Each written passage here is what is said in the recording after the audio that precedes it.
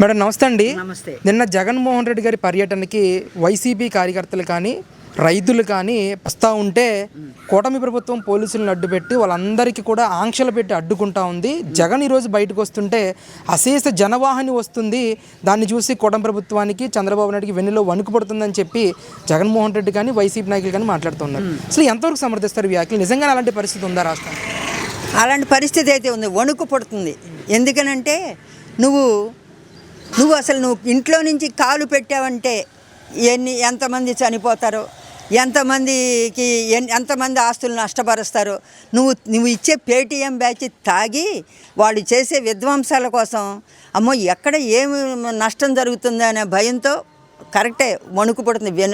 చంద్రబాబు నాయుడికి ఎందుకు వణుకు పడుతుందంటే ఇలాంటి ప్రజాప్రభుత్వంలో ఇలాంటి అరాచకాల్ని చూస్తూ భరించలేకపోతున్నాం అనేది ఆయనకి వణుకు. వీడు బయటకు వస్తే ఏ ట్రాక్టర్లు ఏ కార్లు ఎక్కించేసి జనాన్ని చంపేస్తారనే జనానికి వణుకు. తర్వాత వ్యాపారం చేసుకునే వాళ్ళకి ఏ షాపుల్ని విధ్వంసం చేస్తారో, తాగి మా కొట్టుల్లో దూరి ఏం ఎత్తుకెళ్ళిపోతారనని వ్యాపారస్తులకి భయం. ఇంతమంది వణుకి కారణం జగన్మోహన్ రెడ్డి నీ పరామర్శ కాదు. నువ్వు వస్తే బయటికి విధ్వంసం, నువ్వు వస్తే ఎవరి మీదైనా ఏమైనా చర్యలు తీసుకుంటావంటే వాడి నాశనాన్ని కోరుకుంటావు. మరి ఒక ప్రజాప్రభుత్వం నువ్వు 5 సంవత్సరాలు పరిపాలన చేసావు. నువ్వు ప్రభుత్వాధినేతగా నువ్వు తీసుకోవలసిన చర్యలు ఎలాంటివి, నీ ముఠా బయటకు వచ్చి వాళ్ళు చేసే విధ్వంసం ఎలాంటిది. అందుకే వణుకు.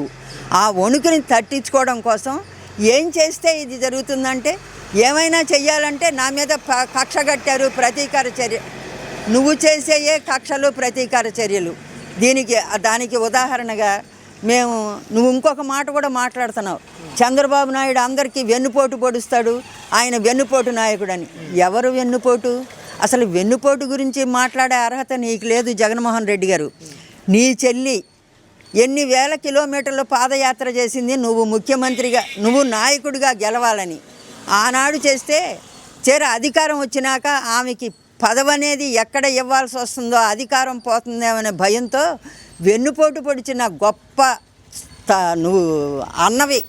నిన్ను సోదరుడిగా చెప్పుకోవాలంటే పాపం ఆమె ఇవాళ అసలు నేను అన్నగానే అంగీకరించలేకపోతున్నానని అనే పదాన్ని తెచ్చుకున్నావు నువ్వు. నీకంటే వెన్నుపోటుదారులు ఎవరిని ఉంటారా? మీ అమ్మ నిన్ను కన్న తల్లి పాపం బైబిల్ చేతిలో పట్టుకొని నిన్ను జైల్లో పెడితే కారాగారం దగ్గర ఆమె ధర్నా చేశారు. అలాంటి తల్లిని నువ్వేం చేస్తావు? ఇంట్లో నుంచి తోసేస్తావు, ఆస్తుల గురించి కోర్టుల్లో కేసులు వేస్తావు కన్న తల్లిని. నీకంటే వెన్నుపోటుదారులు ఎవరిని ఉంటారా? వెన్నుపోటు గురించి నువ్వు మాట్లాడవేంటి జగన్మోహన్ రెడ్డి? వెన్నుపోటు అనేదానికి ఇంకొక పెద్ద ఉదాహరణ. నీ తండ్రి తర్వాత తండ్రి అంతటి వాడు వివేకానంద రెడ్డిని ఏం చేశావు? ముక్కల కింద నరికించేశావు. నీకంటే వెన్నుపోటుదారులు ఉన్నారా? పాపం నా అన్న నాకేదో న్యాయం చేస్తాడు అనుకుని ఆయన చెల్లెలు ఆయన కూతురు నీ దగ్గరకు వచ్చి అన్నా నాకు న్యాయం చేయమంటే, అమ్మా ఇది తెలుగుదేశం వాళ్ళు చేశారు హత్యనని హత్యా రాజకీయాలని ఆమె దగ్గర నుంచి మళ్ళించి ఇవాటి వరకు న్యాయం చేయలేని గనుడివి నువ్వు. నీకంటే వెన్నుపోటు ఎక్కడన్నా ఉందా? కాబట్టి జగన్మోహన్ రెడ్డి నువ్వు చంద్రబాబు నాయుడు ఏం వెన్నుపోటు పొడిచాడు?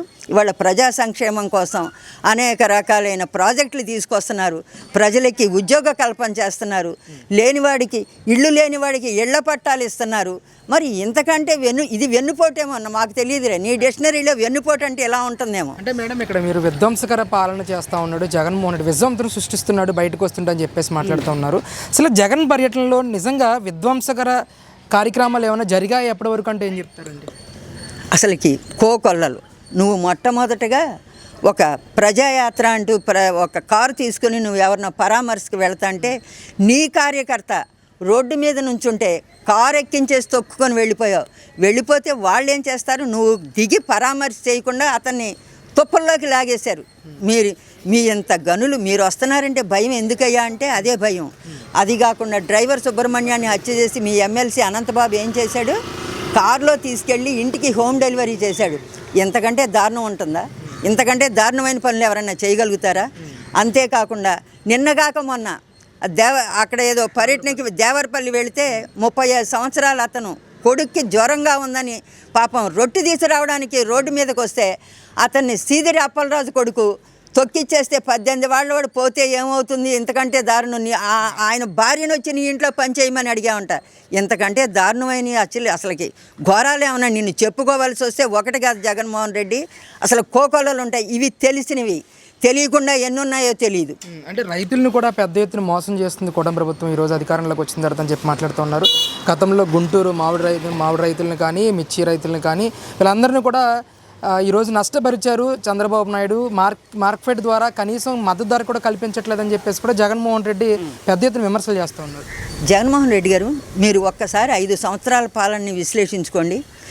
పంటలు మునిగిపోయి రైతులందరూ అల్లాడిపోతుంటే హెలికాప్టర్లో సందర్శన చేసుకుంటూ వెళ్తావా? నువ్వు ఎక్కడికైనా దిగి ఏ ఏరియానైనా సందర్శించావా?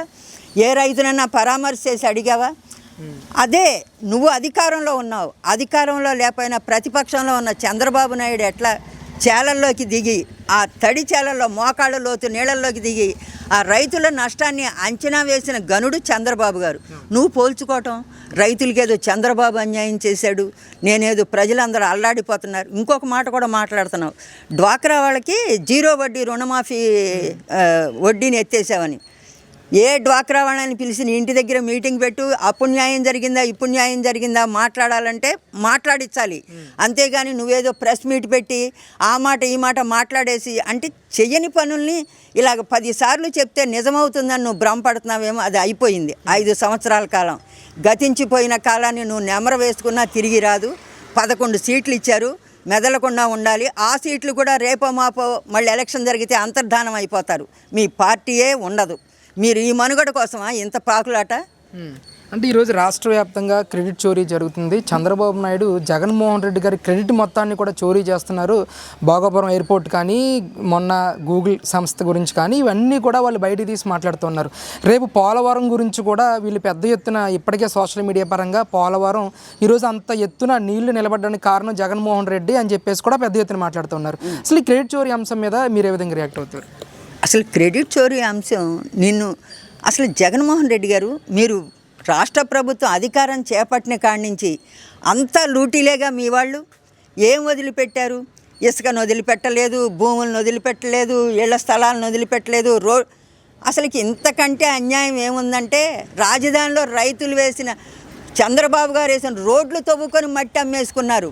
ఇంతకంటే క్రెడిట్ చోరీ నీకు చేతనైనంతగా చంద్రబాబు గారికి చేత కాదు. ఎన్ని పరిశ్రమలని తీసుకొచ్చాం ఆనాడు కూటమి ప్రభుత్వం, ఎన్నిటిని వాళ్ళు ఎంఓఏలు చేసుకున్నారు. వాళ్ళందరినీ ఎన్నండి, రాజధానిని నువ్వు రోడ్లను నరకప్రాయం చేస్తే ఆ వారం రోజుల పాటు లారీల్లో సామాన్లు వేసుకుని వచ్చిన వాళ్ళ కాంట్రాక్టర్లందరూ తిరిగి వెళ్ళిపోవటం మేము కళ్ళారా చూసాం. ఇంతకంటే విధ్వంసం, ఇంతకంటే క్రెడిట్ చోరీ నీకు చేతనైనంత విధంగా. పాపం చంద్రబాబు గారికి ఒకటే తెలుసు, ఈ రాష్ట్రాన్ని ఏం చేయాలి, ఈ రాష్ట్రంలో యువతకి ఏం కల్పిస్తే వీళ్ళు బాగుంటారు, ఈ రాష్ట్రంలో ఉన్న ఆడవాళ్ళకి ఏ రకమైన పని కల్పిస్తే వాళ్ళ కుటుంబ పరిస్థితులు బాగుపడతాయి. అసలుకి ఈ ఆంధ్ర రాష్ట్రాన్ని ఎక్కడ నిలబెట్టాలనే తాపత్రయంలో చంద్రబాబు గారు, ఆయన ఎక్కడైనా ఏమన్నా పరిశ్రమ తీసుకొస్తున్నాడంటే తెల్లారేపాటికి అదంతా నాదేనంటున్నావు. నీ 5 సంవత్సరాల కాలంలో నువ్వేమన్నా ఒక్కటి చేసింది చెప్తే జగన్మోహన్ రెడ్డి గారు మేము చెప్తాం. బాబు గారు కూడా మాట్లాడరు. ఈ క్రెడిట్ చోరీ అసలు ఎంత గొప్ప అంటే, నువ్వు ఎంత గనుడు అంటే, నువ్వు తీసుకొచ్చిన డెవలప్మెంట్ ఏంటంటే, పని చేయని వాళ్ళని 200 మందిని అపాయింట్ చేస్తే జీవీ రెడ్డి గారు లెక్కలు చూసి వీళ్ళందరికీ ఇంటికాడ కూర్చుంటే జీతాలు పంపిస్తున్నారు, వీళ్ళు ఎందుకు పనిచేశారని వాళ్ళని డిటర్మైన్ చేస్తే నువ్వేం చేసావు? నువ్వు చేసిన ఘనత నీ వాళ్ళదే. అది ఫైబర్ నెట్ దాంట్లో ఎంత స్కాము అది అసలు తలుచుకుంటే పాపం. అందులో ప్రముఖుడు ఒక ఆయన గౌతమ్ రెడ్డి గారు, ఆయన ఒక ప్రముఖుడు. మీరందరూ కలిసి లూటీ చేసేసారు డబ్బునంతా. అంటే క్రెడిట్, మళ్ళీ ఇంత వ్యాపారం, రోడ్లు, చంద్రబాబు, రాష్ట్రం, ప్రగతి, ఇవన్నీ మాట్లాడడం ఏంటి జగన్మోహన్ రెడ్డి? అసలు నీకు ఆ మాటలు మాట్లాడితే నీకు అర్థమే తెలియదు నీకు.